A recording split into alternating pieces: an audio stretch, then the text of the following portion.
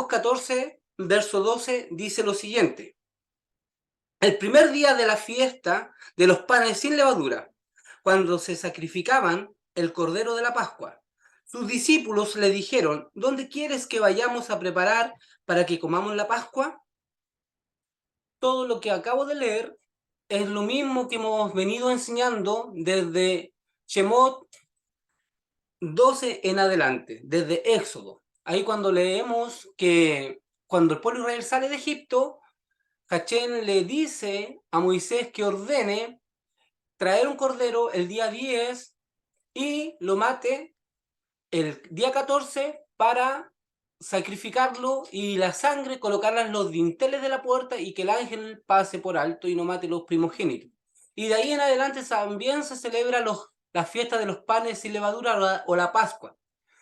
Eso sale todo en las clases anteriores que hemos dado, desde Éxodo 12 en adelante. Ahora, Marcos 14:12 nos revela que Jesús se prepara para celebrar esta fiesta.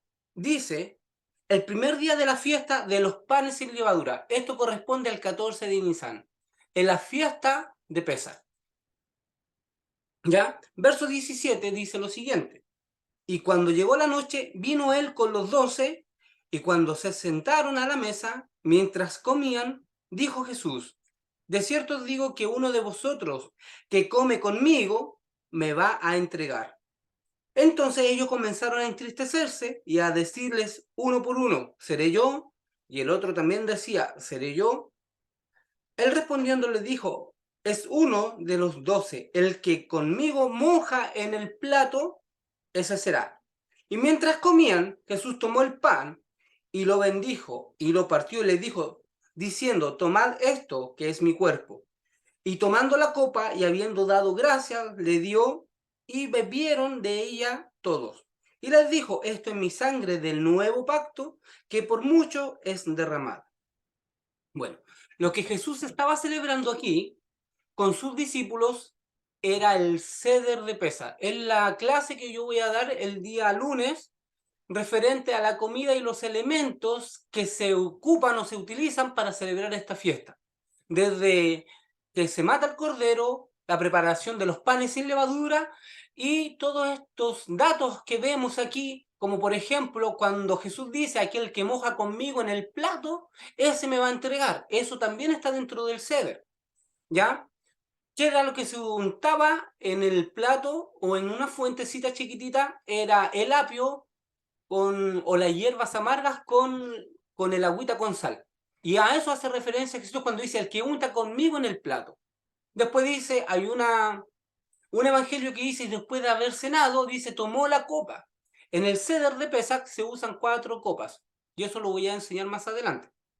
¿Ya? Ahora, incluso Mateo dice que después de haber cenado, dice que cantaron el himno y después se fueron al monte.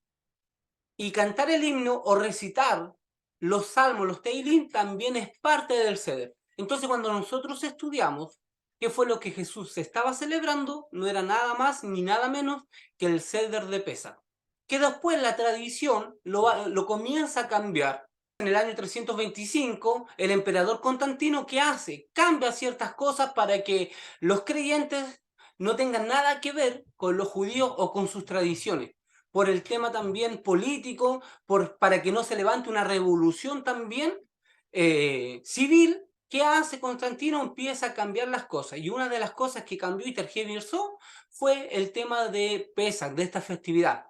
Declaró y decretó que ningún judío de ahí en adelante o ningún creyente o llamado cristiano comience y tenga nada que ver con el pueblo judío. Y de ahí comienza este cambio, esta tergiversación. Shabbat ya no se celebra el sábado, sino que se celebra el domingo. Y a esta fiesta llamada Pesach, después se le cambia el nombre y se le llama la Santa Cena. Incluso después dice la escritura que el título que le ponen, la institución de la última cena, y no fue eso. Si vemos recién lo que acabamos de leer, Jesús estaba celebrando la fiesta de los panes sin levadura después de matar el cordero. Y eso nada más ni nada menos lo que hemos venido estudiando, que es el Seder de Pesach. El apóstol Pablo Después en Corintios 11:23 tiene una revelación y dice, yo recibí del Señor que cuando él estaba con sus discípulos, tomó el pan y tomó el vino y hizo una tipificación también de estos elementos relacionada a Jesús o a Yeshua. Y eso lo vamos a ir tocando más adelante. Una de las cosas que acabamos de leer en la oración o lo que acaba de hacer Jesús cuando toma el pan, toma el vino, habla de un nuevo pacto. Y este nuevo pacto ha sido algo que se malinterpretó o se le ha enseñado de una forma errónea a la gente. Cuando la religión a nosotros nos enseña o nos habla del nuevo pacto, lo primero o la enseñanza que hemos recibido por años es que el nuevo pacto es algo que desecha o anula el antiguo pacto. ¿Y cuál es el antiguo pacto? Se le llama por la religión, y aún todavía le sigue llamando la religión, antiguo pacto a las leyes de Moisés. Entonces sacaron una teología de que Jesús vino a crear un pacto nuevo, que el antiguo ya estaba desechado y desde ahora en adelante comenzaba una época nueva llamada la dispensación de la gracia. Incluso las iglesias hoy día le llaman así, la dispensación de la gracia, y al tiempo de la ley se le llama la dispensación de la ley. E inmediatamente hicieron una separación. También atribuyeron a esta supuesta revelación eh, otra connotación. Cuando cerraron el canon bíblico, colocaron en una parte el Antiguo Testamento. Ahí encajonaron la Torá, que fueron los 5 libros del Pentateuco. Ahí encerraron los proverbios, los salmos, los libros de los profetas, etc. Y todo eso, la Tanakh, incluso todo eso lo encerraron y le pusieron como nombre Antiguo Testamento. Después viene Jesús a enseñar o a establecer un reino. Pero ¿qué es lo que Jesús estaba haciendo? Jesús traía un diseño espiritual. Jesús, sus enseñanzas no eran otra cosa que no fuera la Torá. Pero después de que Jesús muere, lo que la Escritura nos comenta también que resucita, y los testigos que hubieron ahí comenzaron a escribir los acontecimientos que vieron en Jesús. Lucas, Mateo, Marcos, Juan comenzaron a escribir, a recolectar datos del caminar y de la observancia que ellos vieron operar en Jesús. Entonces de ahí salen los evangelios. Después aparece el apóstol Pablo en acción y comienza a dar instrucciones. Y esas instrucciones para comunidades de afuera, gentiles como los colosenses, filipenses, los éfesos, romanos, etc., Pablo le comienza a dar a ellos instrucciones, pero las instrucciones que comienza a dar Pablo son instrucciones de Torá. ¿Y qué hizo? ¿Qué pasó en el concilio de Niceas 325? De ahí en adelante comienza a establecerse y a estudiarse el canon bíblico. Separaron la primera parte, como les decía, y le colocaron como nombre el Antiguo Testamento, y a la segunda parte de los evangelios y las enseñanzas del apóstol Pablo, al apóstol Pedro, el apóstol Santiago, a esos libros se le llamó Nuevo Testamento. Y de aquí nace una revelación, supuestamente de la tradición romana o de algunos teólogos, que para que algo sea Nuevo Testamento se tiene que anular algo viejo. Y de aquí en adelante tomaron como ejemplo aquello que dijo Jesús ahí. Esta es la sangre del nuevo pacto.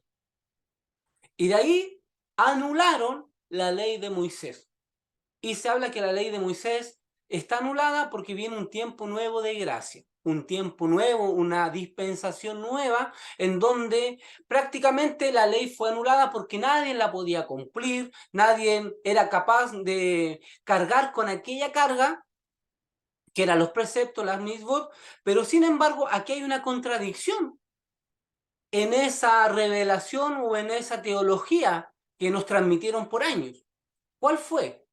Que resulta que el mismo Jesús dice, yo no he venido a abrogar la ley.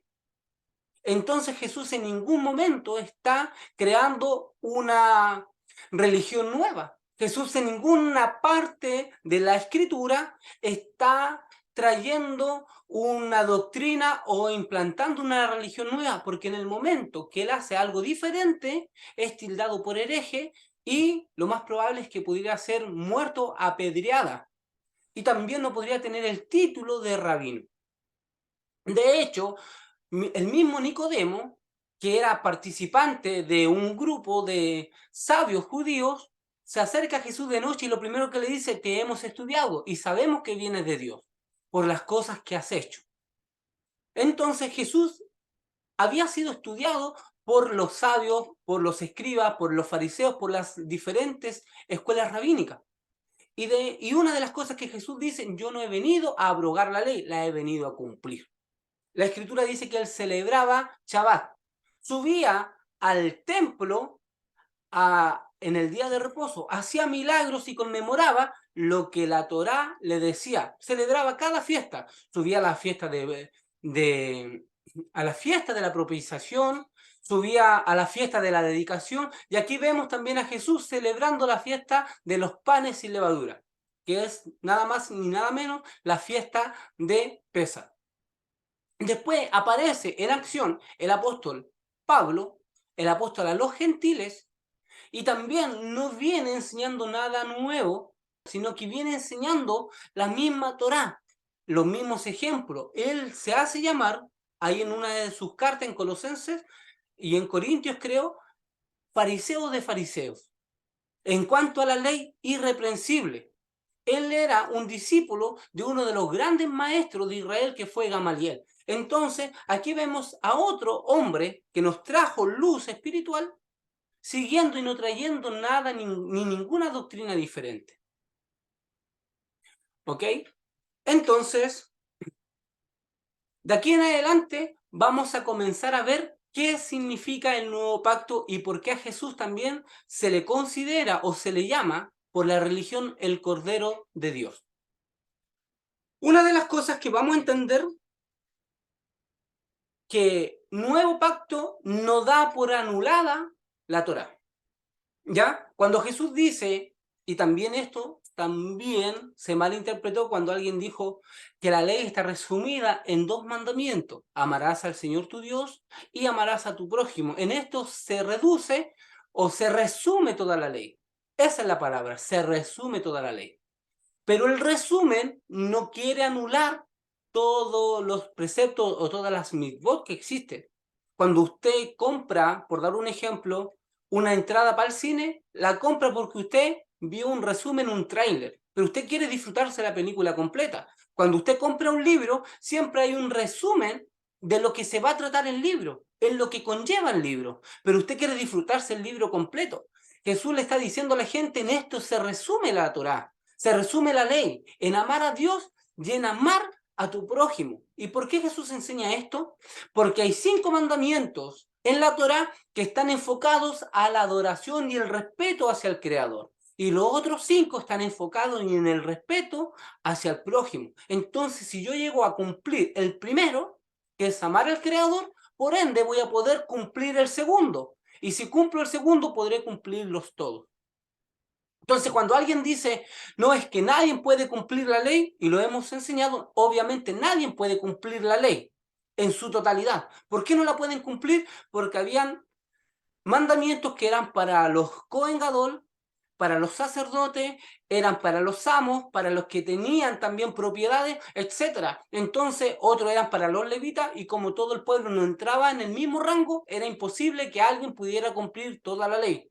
Pero eso se ocupó para enseñarlo de mala forma, que Jesús vino a crear una religión nueva porque nadie pudo cumplir la ley. Pero ahora en la gracia podemos cumplir la ley. Ahora, ¿qué hace la gracia? Supuestamente es el poder de Dios operando dentro de nosotros para poder cumplir o elevarnos a cumplir estos preceptos o estas mismas. El Creador, desde que comienza su trabajo espectacular con el universo y con el ser humano, desde ahí en adelante comienza a manifestar ciertas cosas para el hombre y otras cosas las comienza a tener ocultas. No revela todo de un golpe. Hay actualizaciones en el mundo espiritual. hay cosas que Dios ha ido soltando o revelando paulatinamente en este caminar. Uno de los primeros misterios que nosotros vemos que cuando peca Adán y Eva, para poderlos vestir, el Creador usa animales para colocarle pieles. Entonces, desde ahí en adelante, ya empezamos a observar que hubo un sacrificio para poder tapar el pecado de Adán y Eva. De ahí en adelante, Dios comienza a trabajar para que el hombre tenga una cercanía y una comunión con él. Dios no es un Dios arcaico, un Dios retrógrada que no tiene la capacidad de actualizarse. Dios conoce las situaciones que el hombre va a vivir o va a pasar. Y de acuerdo a esas situaciones, Dios empieza a revelar paulatinamente. Cuando Dios llama a Moisés, le dice y le revela su nombre sagrado a Moisés. Y lo primero que le dice, mira, con este nombre yo no me revelé a Abraham.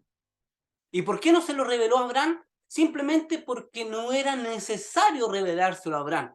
Porque con el nombre que se manifestó a Abraham fue suficiente para que Abraham cumpliera su propósito, cumpliera su labor. Pero sin embargo, a Moisés tuvo que revelarle este sagrado nombre por la función y la responsabilidad que Adán iba a tener o iba a cargar.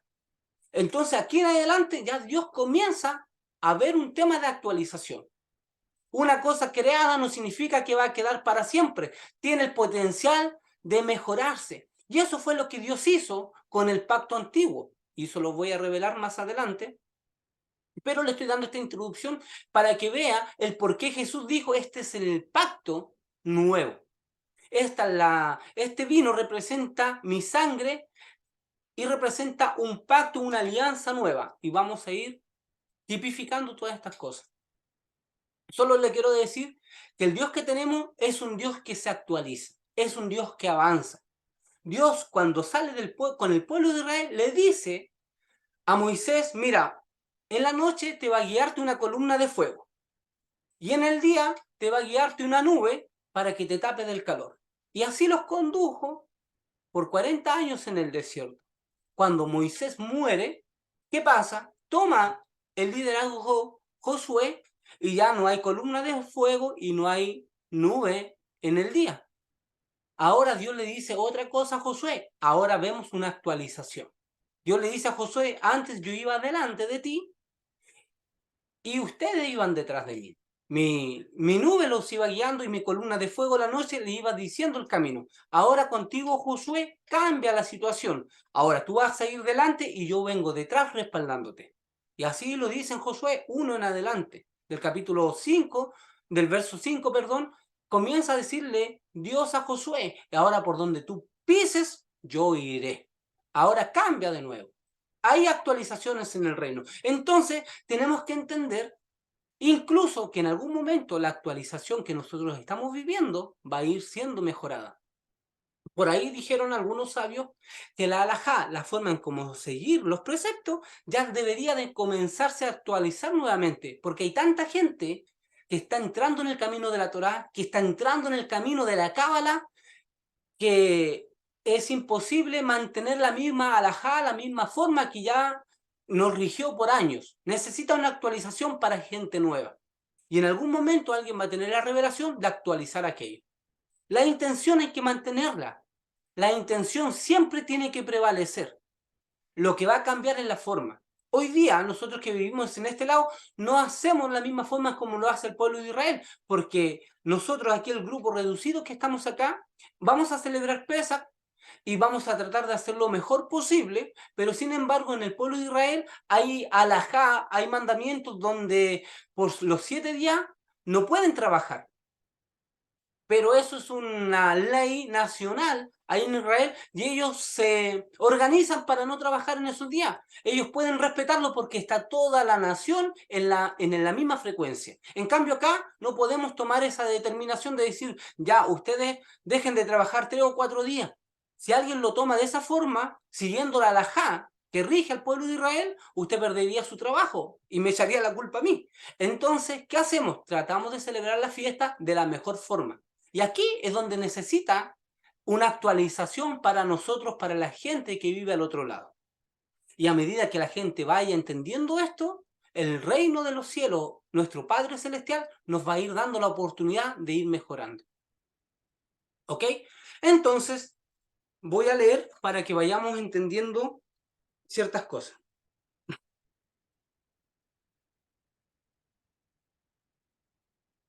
En Éxodos 12:14 dice lo siguiente: y ese día, el día de la salida de Egipto, o sea, el día posterior a la ofrenda de Pesach, será para recuerdo de ustedes y lo celebrarán como fiesta Hachén en todas las generaciones, y es un decreto eterno.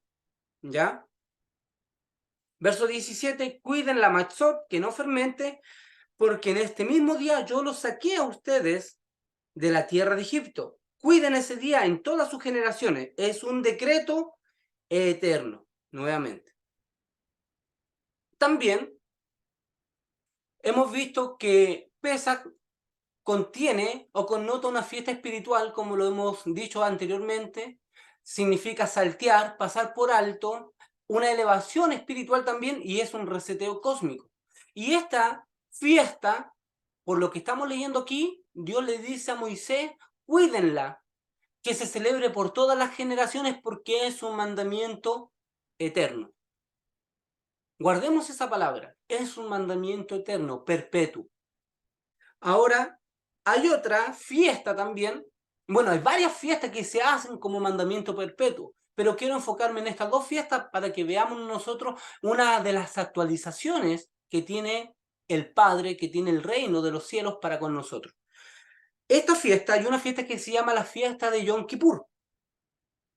Y esta fiesta, la connotación que tiene es que una vez al año el Cohen Gadol recibe sacrificios de la gente para darle a la gente el perdón de pecado. Dios les perdona una vez al año al pueblo de Israel pecados, pero no se los perdona a todos, solamente le perdona los pecados inconscientes, no los pecados de cadet, que son los pecados de muerte. Ya ahí les voy a nombrarle cuáles son estos pecados de muerte, los cuales ninguna fiesta y ningún perdón en el pueblo de Israel le puede darle al hombre. Y en Levítico 16:29 dice lo siguiente: esta es una ley eterna para ustedes. Nuevamente, esta es una ley eterna para ustedes.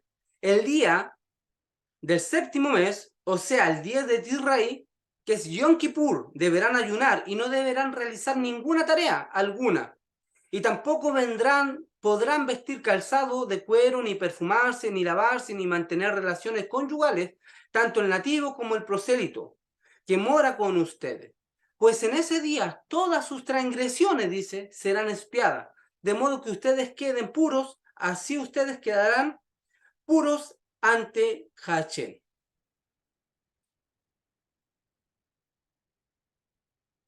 Ahora, fíjese que la fiesta de Pesach, Dios le dice a Moshe, será una fiesta eterna. Después también le dice con respecto a la fiesta de Yom Kippur, donde Dios va a perdonar las transgresiones, también le dice, esta será una fiesta eterna, y da algunas instrucciones ahí. Ahora la pregunta es, ¿cómo nosotros podemos llamar fiestas eternas o conmemorarlas de la forma como se celebraba en esos tiempos, si hoy no existe el Cohen Gadol? Aquí va lo primero que vamos a ir descifrando. Ya no existe el sumo sacerdote. Ya no está el templo donde los sacrificios se llevaban. Entonces, si ya no está el templo, si ya no está el Cohen Gadol, ¿cómo podemos celebrar ahora esta fiesta eterna? ¿Será que Dios se equivocó en decirle a Moisés y a Aarón, celébrenlo eternamente por todas las generaciones? ¿Será que Dios no fue capaz de discernir que el templo iba a ser destruido más adelante y que ya el tema de los sacerdotes iba a quedar anulado, ya no iban a existir más sumos sacerdotes? ¿O que el pueblo no iba a quedar después cautivo en Persia, por los griegos, por Babilonia, por los romanos? Aquí, para poder celebrar estas fiestas, nosotros hemos recibido del cielo una actualización. Pongámosle que estas fiestas tienen como nombre el primer pacto, que fue la primera alianza que Dios hace con el hombre.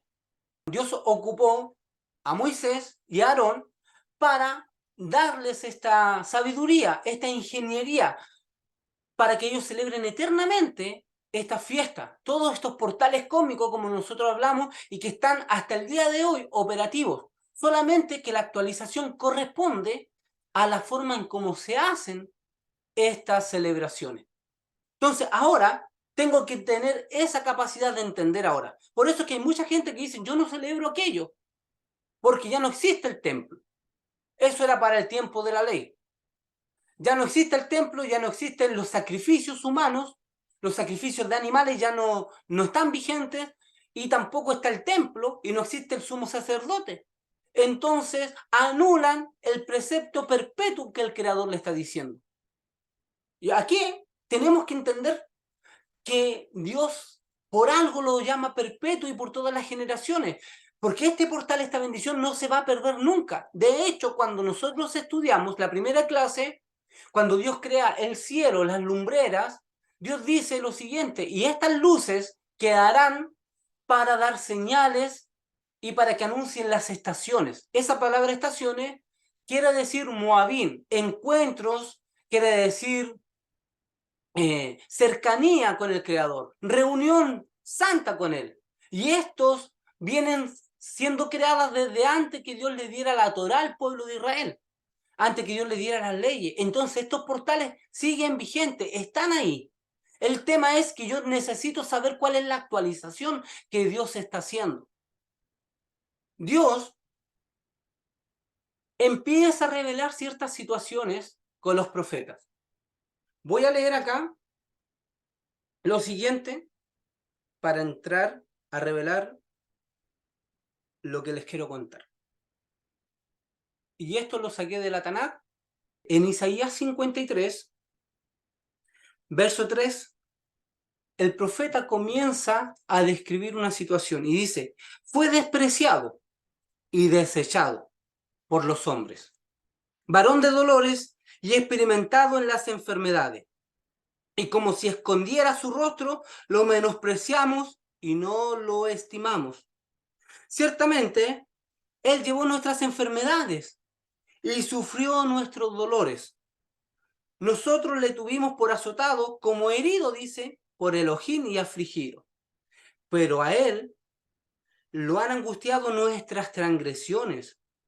Nuestros pecados lo han afligido. El castigo que nos trajo paz fue sobre Él, y en sus heridas fuimos nosotros sanados. Todos nosotros nos descarriamos como ovejas. Cada cual se apartó por su camino, y el Eterno lo hirió con el pecado de todos nosotros. Él fue oprimido y afligido, pero no abrió su boca. Dice: como un cordero fue llevado al matadero, y como una oveja que enmudece delante de sus esquiladores, tampoco él abrió su boca. Mire, el profeta Isaías comienza a anunciar una redención que iba a suceder, y estaba anunciando la actualización que se venía con respecto al antiguo pacto o al pacto inicial. El libro de Isaías comenta que el pueblo también empezó a sufrir exilios y cautividades, y que venía una redención genuina superior a la primera redención que tuvo. La primera redención que tuvo el pueblo de Israel fue en Egipto. Pero sin embargo, el pueblo de Israel, por desviarse y irse en idolatría y no guardar los preceptos, siempre volvía a quedar cautivo. Entonces el profeta comienza a decir: vendrá de Sion el libertador, y nuevamente con mano fuerte los liberará. Pero esta vez está enfocándose en un ámbito global, en un Israel espiritual. Y aquí están los códigos donde entramos nosotros. Nosotros somos parte de aquel Israel. Y hay algo que comienza a decir: nuestra paz fue porque alguien tuvo que llevarse el sufrimiento. Para que nosotros tuviéramos paz, alguien va a sufrir. Nuestros pecados los llevó Él. Fue herido por el Creador, dice. Fue llevado como un cordero a la muerte. Después, el libro de Juan, ¿qué es lo que hace? Toma esta tipificación y con las interpolaciones que le dio la iglesia romana, y una de esas interpolaciones fue donde nombraron a Jesús el Cordero de Dios. ¿Ya? Quiero que veamos lo siguiente. El Cordero, de acuerdo a la Cábala y de acuerdo a lo que hemos enseñado, el Cordero no significa humildad. El Cordero es la máxima representación del ego. El Cordero era el ídolo más grande que tenía Egipto.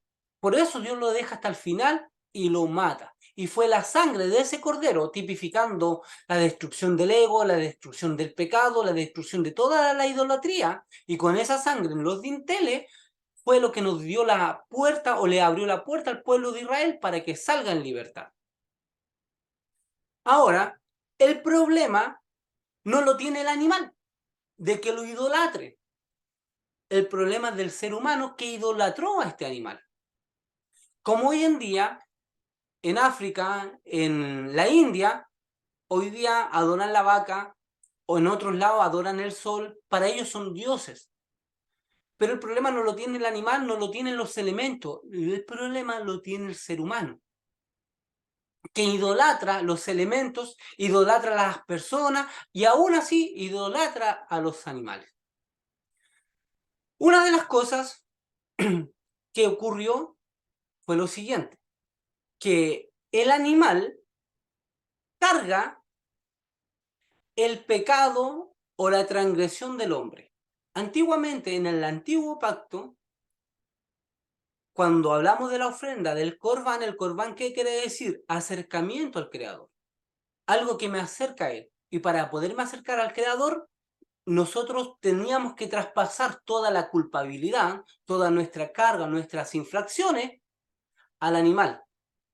Eso lo enseñé en la parashá anterior. ¿Y por qué nosotros le traspasamos esta culpa al animal? Porque cuando el hombre peca, ¿qué pasa? El hombre, para poder pecar, baja de frecuencia a una mente animal. Incluso el Rebbe Nachman de Breslov dice que tenemos un intelecto animal cada vez que nosotros pecamos o transgredimos o nos desconectamos con el Creador. Entonces, cuando estamos en una frecuencia animal, causamos fragmentaciones y causamos deudas en el universo que tienen que ser canceladas, tienen que ser pagadas. Y si el hombre no eleva su conciencia, la culpa y el castigo se la va a llevársela el hombre.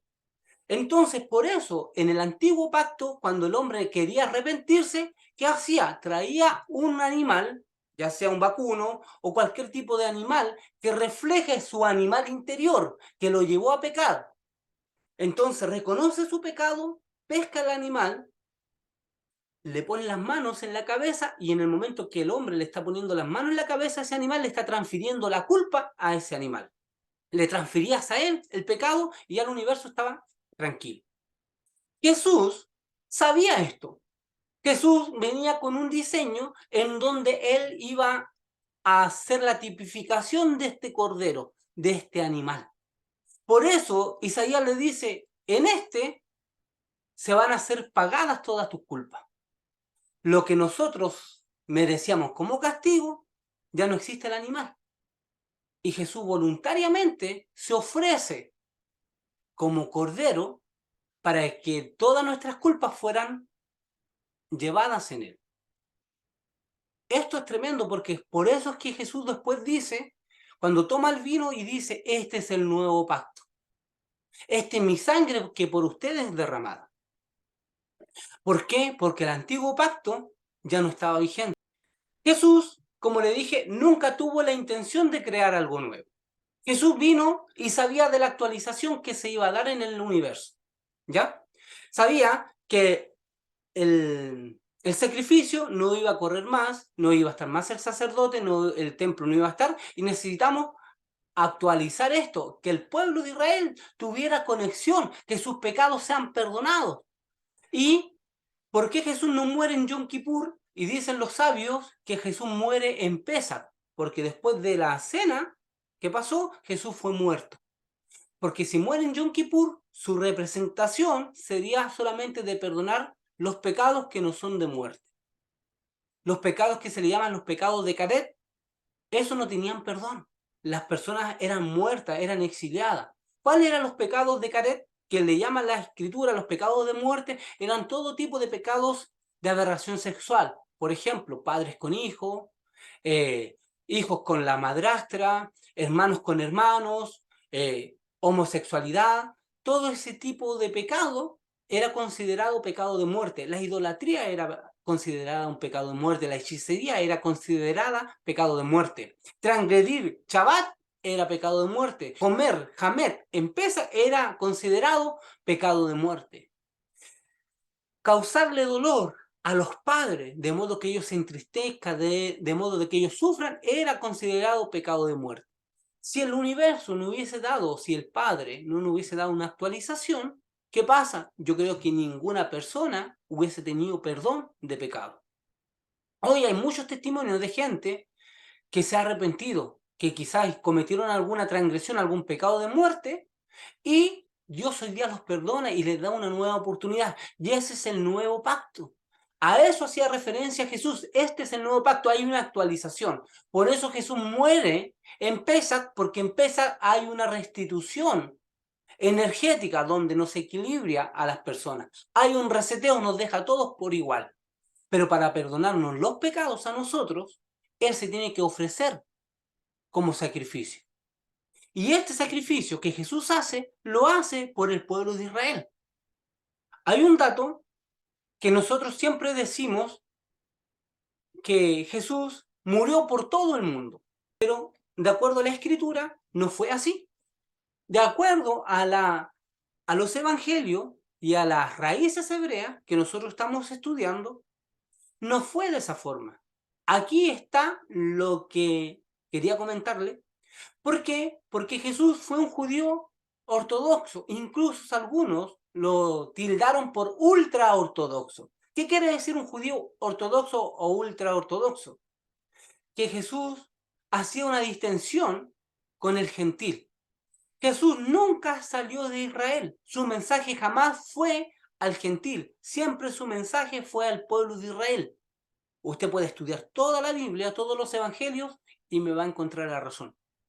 Jesús en uno de sus pasajes dice, yo he venido solamente a la casa de Israel. No he venido a predicarle a los gentiles.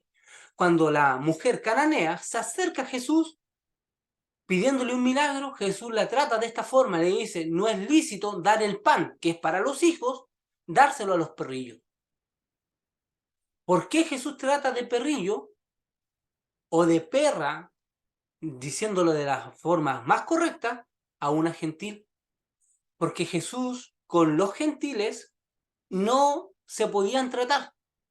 Para él era pecado, era distinción. Jesús nunca le enseña la escritura, la Torá, a los gentiles. Jesús le enseña a sus discípulos, a los judíos. Jesús le dice a sus discípulos, no entren en casa de gentiles. ¿Por qué yo le dije que era un judío ortodoxo? Porque hoy en día los ortodoxos, los ultra ortodoxos, así tratan a los gentiles, como perros. Los mesiánicos, incluso algunos dicen, no, yo no me junto con esos perros cristianos, perros católicos, y así tratan al resto que no piensan como ellos.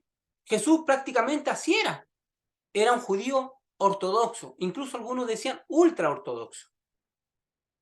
El que nos revela a nosotros el plan después de lo que se gestó fue el apóstol Pablo, el que él tiene una revelación. Jesús cambia su mentalidad cuando resucita. Ahí cuando está con sus discípulos le dice, ahora vayan a todo el mundo. Pero antes de eso, su mentalidad era cerrada, era solamente al pueblo de Israel.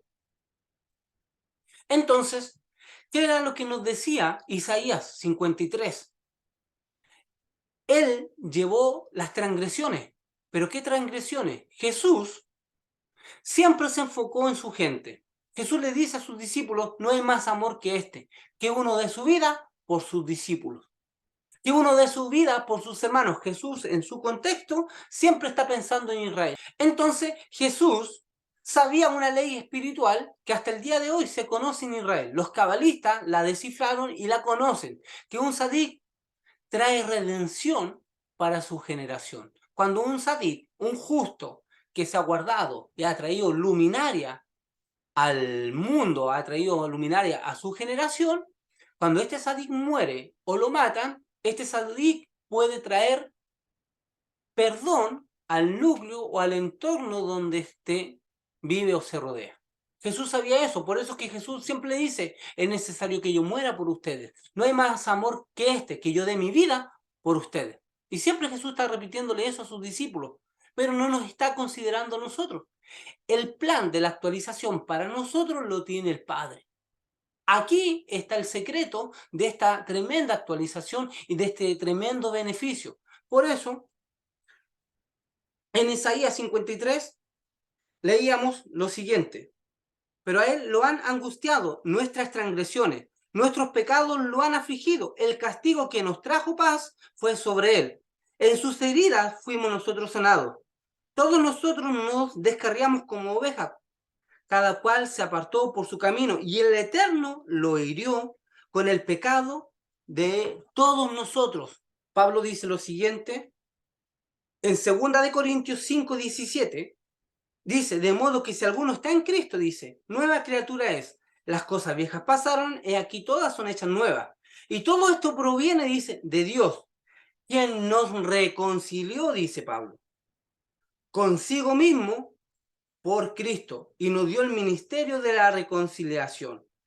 Que Dios estaba en Cristo, dice, Dios estaba en Cristo, reconciliando consigo al mundo, no tomándoles en cuenta a los hombres su pecado, y nos encargó a nosotros la palabra de la reconciliación.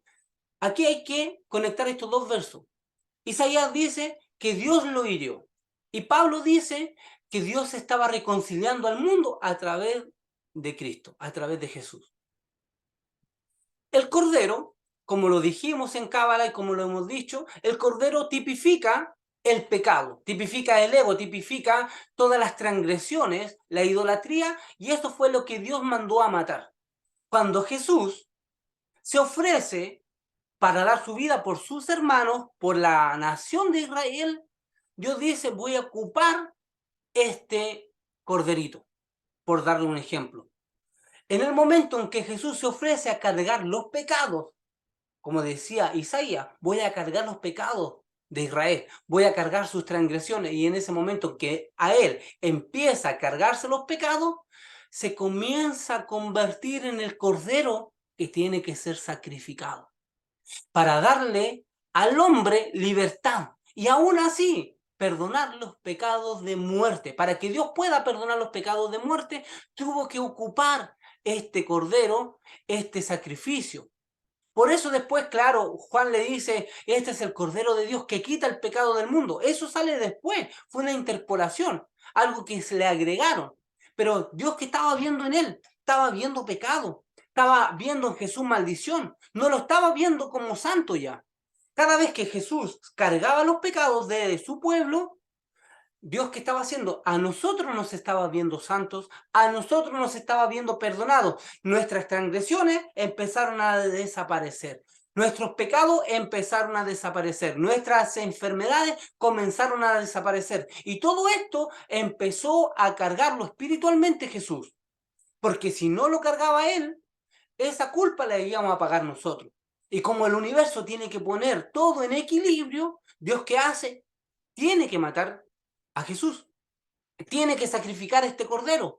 Por eso Isaías dice, Elohim, dice, castigó a este hombre. Isaías está hablando de Mashiach, está hablando del ungido. Mashiach, muchos lo interpretan como Cristo, y Mesías solamente significa enviado, ungido. Esa es la traducción de Mashiach. Sí, tenemos una conciencia Mashiach que después le comenzaron a dar tipificaciones cabalísticas, como la conciencia Aleph, una conciencia que trae unidad. Y cada luminaria de por sí tiene la característica de ser un Mashiach, de traer luz, de traer armonía, de traer una elevación y hacer una función que nos conecte con el Creador, de unirnos. Eso es lo que va a hacer Mashiach, va a unir al hombre con Dios. Y Jesús tomó esta tipificación de ser un enviado, de ser un ungido. Eso es lo que dice Isaías. Él fue ungido para llevar esta función. Ahí en Isaías 60, en Isaías 61, narra todo eso. Y Jesús, ¿qué hace? Decide él cargar con esta culpa por la actualización, porque ya el templo no iba a estar. Ya el sumo sacerdote no iba a estar. Y tenemos que darle a la gente y al pueblo de Israel una conexión con el Creador, que ya no dependan más de esto. Por eso, en Pesach se hace una tipificación y una conmemoración también al sacrificio que Jesús hace. Cuando nosotros estudiamos a Pablo, Pablo nos revela que todo este mensaje, todo este portal que se abre, nunca lo decidió Jesús, sino que esto lo tenía guardado, como dice una cartita bajo la manga, el Creador. Que dice Pablo, Dios estaba reconciliando al mundo a través de este sacrificio. Jesús quería morir por su nación, por su raza, pero Dios dijo lo siguiente, no quiero que este sacrificio le sirva solamente al pueblo de Israel. A través de este justo, a través de este sadí, voy a ocuparlo a él para traer redención al mundo entero. Este no sabe lo que está causando, lo que va a hacer, pero sin embargo, este puente, este portal, lo voy a ocupar yo ahora para traer redención al mundo entero. Y quienes conozcan los méritos de él pueden conectarse conmigo. Pablo fue bien claro en eso. Lo voy a hablar esto como en palabras medias chilenas para que me puedan entender. Imagínense, por ejemplo, nosotros que vivimos acá en Chile, hay un país que no tiene, no colinda con Chile, que es Bolivia. Bolivia está separado. Si Chile hiciera un puente para negociar, para traer beneficio, con Bolivia tendría que construir un puente para poder intercambiar comercio. Y esto lo ha hecho muchos países. Han hecho puentes, han hecho tratados para poder eh, comercializar un país con otro. Entonces, ¿qué hace Chile? Levanta un puente, crea un puente que va a ser la unión entre Chile y Bolivia. Pero ¿qué pasa? Que nunca pensaron que no le iba a servir solamente a Bolivia, que a través de ese puente iban a venir de Estados Unidos, iban a venir de Europa, iban a venir de China, de otros países, iban a ocupar ese puente para negociar y traerme mayor beneficio. Mi mente en un principio fue solamente con Bolivia, pero este puente me trajo un beneficio mayor. Jesús fue el puente que le trajo la liberación al pueblo de Israel. Él sabía el diseño, él sabía que iba a morir. Jesús sabía, porque a eso dijo he venido, para dar mi vida por ustedes. Jesús sabía que la profecía de Isaías representaban a él. Por eso que cuando él lee la Torá, ahí en Lucas 4, lee la Torá en la sinagoga en el día de reposo, está leyendo el libro de Isaías y dice, por cuanto me ungió Hachén y me envió a vendar a los cautivos, a dar vista a los ciegos, a curar los paralíticos, a traer paz. Y Jesús después dice, les comento algo que esta profecía se está cumpliendo delante de vosotros. Jesús le está diciendo, esta palabra me refleja a mí. Jesús sabía que él era el que cargaba esta responsabilidad de traer un pacto nuevo, de traer una alianza definitiva, que ya la gente no fuera castigada por los pecados de muerte. Hoy vemos hechiceros que quizás por mucho tiempo hicieron daño, hicieron brujería, le causaron mal a ciertas personas. Si hubiesen estado en el tiempo de la ley, ellos son sacrificados, son muertos, son quemados en la hoguera, como lo hizo muchas veces la Inquisición, la Iglesia Católica.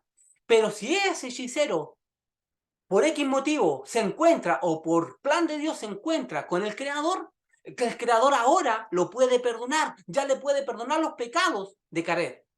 Hay violadores que se han arrepentido, obviamente que causan un daño, pagan sus consecuencias, pero se han arrepentido y su vida ha cambiado. Hoy día los pecados de muerte tienen perdón. Antes no tenían perdón. Hoy día el hombre puede acceder a tener perdón de los pecados de muerte. Por eso Jesús muere en Pesach, para que haya un reseteo y que su muerte sirva como un nuevo pacto. Si hubiese muerto en Yom Kippur, hubiese perdonado solamente los pecados, excepto los de Caret. ¿Ya? Entonces, este es el nuevo pacto. Ahora, ¿qué ha hecho la religión? Y este es el daño que nos ha hecho. que nos presentaron un Jesús diferente. Jesús vino solamente a cumplir una misión. Jesús dijo, yo he venido no a abrogar la ley, a cumplirla. Para mí, vivir y cumplir esta ley es mi deseo. Trajo revelaciones del cielo, trajo ingeniería, cómo conectarnos enseñó. Pero ¿qué pasó? Que la idolatría la comenzó a hacer después en Roma. Los griegos comenzaron a idolatrar a Jesús, a darle un título el cual Jesús nunca se atribuyó. ¿Y sabes cuál fue ese título? Dios. Lo colocaron como en el segundo nivel de una Trinidad, que la palabra Trinidad ni siquiera sale en la Biblia, pero lo colocaron como el segundo Dios o un Dios menor o el mismo Dios, pero en función humana. Y la Escritura nunca dice eso. De hecho, Jesús era tan judío, era tan apegado a la ley, que profesaban el Shema Israel como un código de ley y como una estampa nacional del pueblo de Israel. Escucha Israel, nuestro Señor, Dios es uno y nada más. El apóstol Pablo tampoco idolatra a Jesús, tampoco le da un título de Dios. El apóstol Pablo es bien claro y el apóstol Pablo dice algo. Dice, porque hay un solo Dios y un solo mediador, Jesucristo hombre, hablando de este sacrificio, hablando de este portal que estaba haciendo. ¿Ok? Entonces, el problema nunca fue de Jesús, sino que es el hombre que idolatra al animal. Es el hombre que idolatra a la luna, que idolatra el sol, es el hombre que le pone los títulos al ser humano. Un animal no quiere ser llamado Dios o ser símbolo de adoración, nunca lo busca porque su conciencia es animal. Pero el hombre ve que la necesidad de adorar, la necesidad de buscar una conexión con el Creador y lo hace a través del sol, lo hace a través del agua, a través de la lluvia, etcétera. Busca una conexión con el Creador sin saber la conexión personal que puede llegar a tener directa con Él. Esto fue lo que ocurrió. A Jesús se le comenzó a darle un título que Él nunca lo quiso. Él trajo una luz, Él trajo una revelación.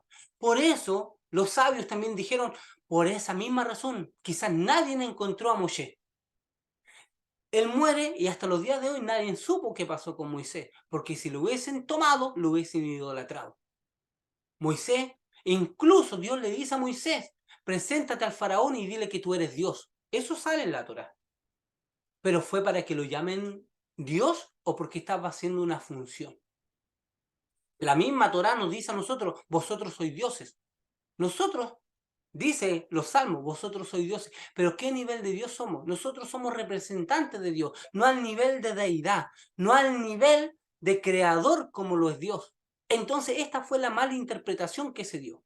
En segunda del libro de Corintios 11:2 dice el apóstol Pablo lo siguiente, porque os celo con celo de Dios, pues os he desposado como un solo esposo, para presentaros como una virgen pura a Cristo. Esa palabra Cristo obviamente es una traducción que quiere decir Mesías. Pero temo que como la serpiente con su astucia engañó a Eva, vuestros sentidos también sean de alguna manera extraviados de la sincera fidelidad a Cristo. Porque si viene alguno, pónganme atención en lo que les voy a leer ahora, miren. Porque si viene alguno predicando a otro Jesús que el que os he predicado, o si os recibís otro espíritu que el que habéis recibido, u otro evangelio que el que habéis aceptado, bien lo toleráis. Increíble que el apóstol Pablo le diga a la iglesia ahí en Corintios que tengan cuidado si les predican otro Jesús. Pablo se encargó de predicar un Jesús.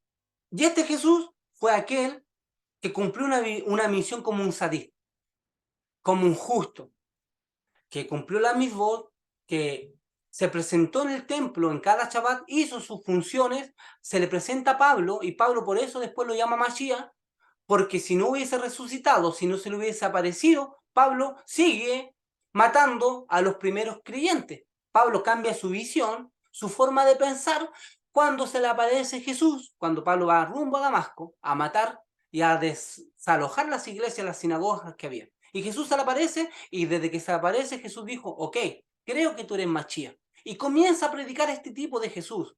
Un Jesús que fue una luminaria, un portal, un camino para conectar al hombre con Dios.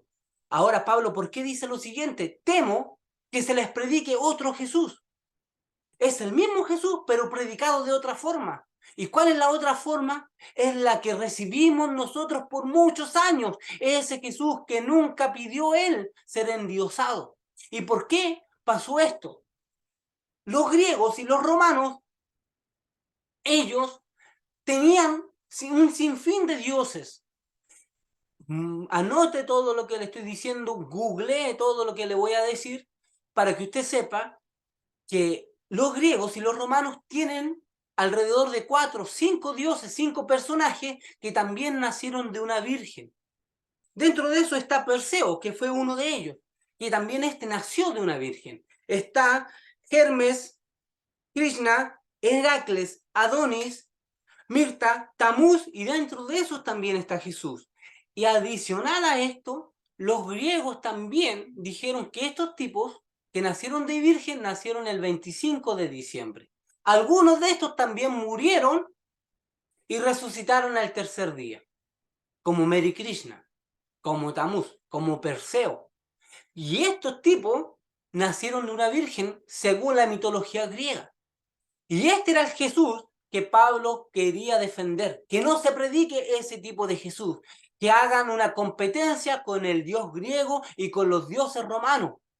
Por eso, ¿qué hace Roma? Roma, cuando ve perdiendo el control político, necesita crear una religión fuerte que maneje el mundo entero.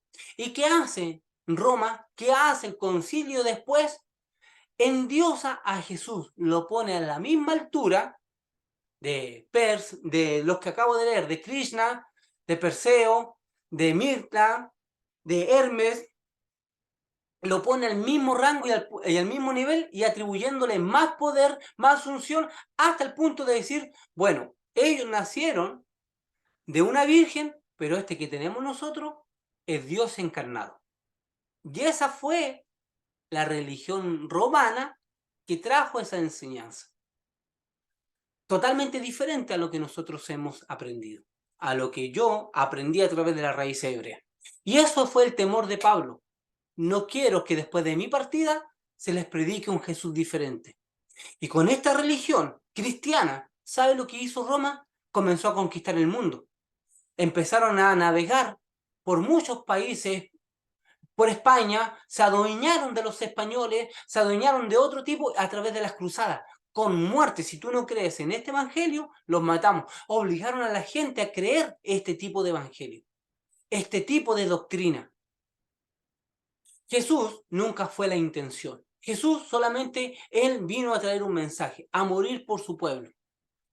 Le dijo a sus discípulos, no hay más amor que este que uno ponga su vida por sus hermanos. Reconozco que lo que habló Isaías habla de mí.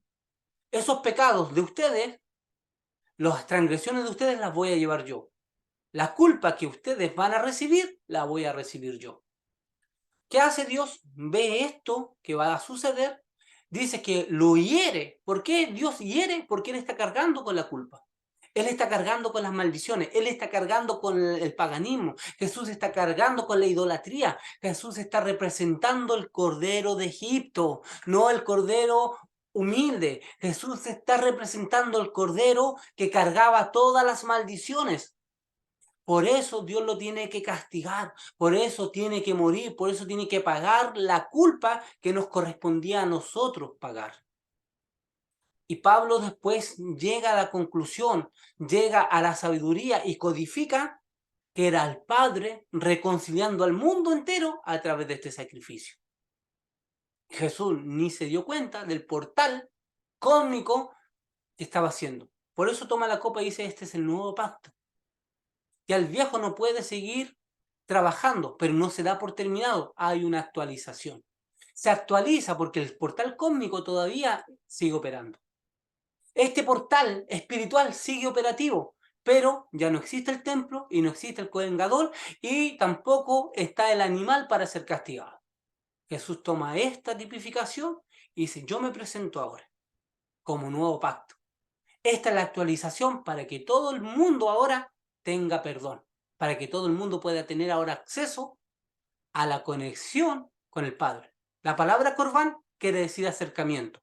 Y si no hubiese Jesús recibido todas las maldiciones, todos los pecados y todos los pecados de muerte, el hombre no hubiese podido tener hoy conexión con el Creador. Así que esta es la enseñanza que quería compartir con ustedes. Esto era lo que, por eso les dije anteriormente, hay muchas cosas, y no solamente esto, si esto da para más clases detalladas. Yo quise hacer un resumen y tratar de abarcar mucho. Me faltó mucho tiempo. Más adelante voy a dar unas clases de historia con respecto a esto, pero más detallado, para que vean cómo, desde dónde salió el cambio, desde dónde cambió todo, desde Niceas 3:25, el concilio, que incluso llegó a decir Jesús que nació de una virgen, y no puede haber nacido de una virgen, porque para él ser considerado hijo de David, Mesías, tenía que venir del linaje, de la semilla, de la sangre del rey David, a quien se le prometió un reinado eterno. Entonces hay hartas cosas que hay que codificar y hay que enseñar. Shalom, dejo un tiempo de comentario para esta clase y voy a compartir lo que dije con respecto al ceder de pesa y las cosas que hay que comprar.